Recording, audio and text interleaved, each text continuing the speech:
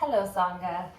So for this month of like Sangha check-in or whatever we're calling it, Sangha ritual, Sanghabanga, I thought we could reflect on just the concept of power slash Shakti.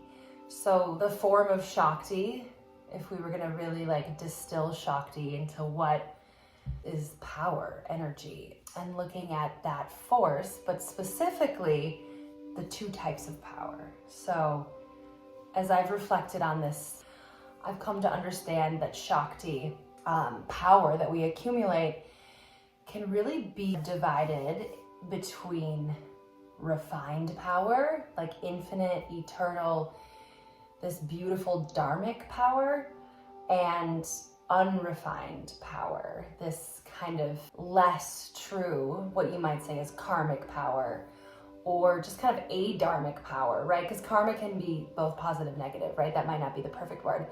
But this sort of temporary, less true form of power that we accumulate and that people accumulate, systems accumulate, humanity, individuals, groups, we both have access, right, to these types of power. And I think it'd be great to sort of reflect on how we gather energy. So some ways to kind of categorize or identify this refined source of power, this like infinite, connected, really like true, everlasting, divine, dharmic, omnipresent source of power that belongs to everyone.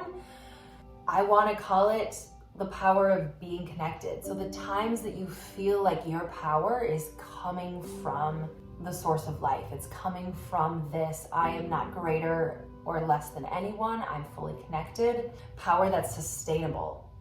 It's not power that's going to collapse. It's not power that's going to all of a sudden one day disappear. It's this power that we can draw from infinitely. We're supported and we're giving support. It's like that perfect ebb and flow of this unbroken cycle of energy.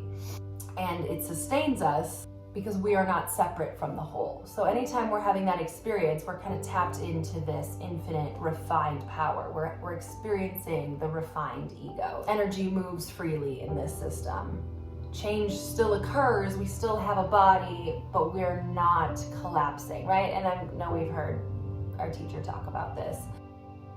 Energy is going where it belongs, and we belong to the space we're at. We belong to the system, and we're being given what we need, and we're also giving forth very freely. So this is like a very dharmic state. A good way to kind of check in with like, am I having that experience of refined ego? It's obvious when we're practicing the yamas and the niyamas. If it's not obvious, then you're probably not doing it. So just a really like brief refresher on the yamas, like they're all the same thing. It's all just a way to unblock stagnant energy. The ego in its unrefined form will be like a hitch in the wheel. It will somehow block the flow of energy.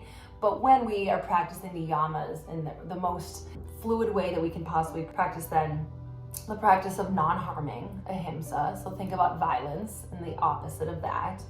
Truthfulness, satya, and non-stealing, asteya, brahmacharya, the right use of energy, aparigraha, non-grasping, non-attachment. So the ego will practice the opposite of these. There will be violence. There will often be aparigraha, grasping, attachment, the improper use of energy.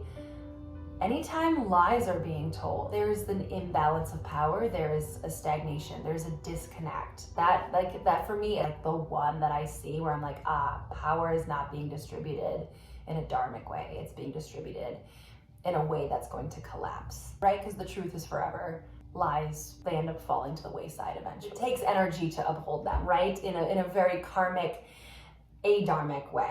And then yes, not harming. So how do we redistribute this power? How do we redistribute this unrefined, unsustainable, stolen energy?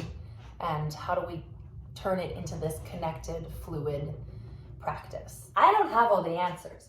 This is why I want to talk about this stuff with y'all. I just want to get you on the same page so you can understand the shit I'm like chewing on, right?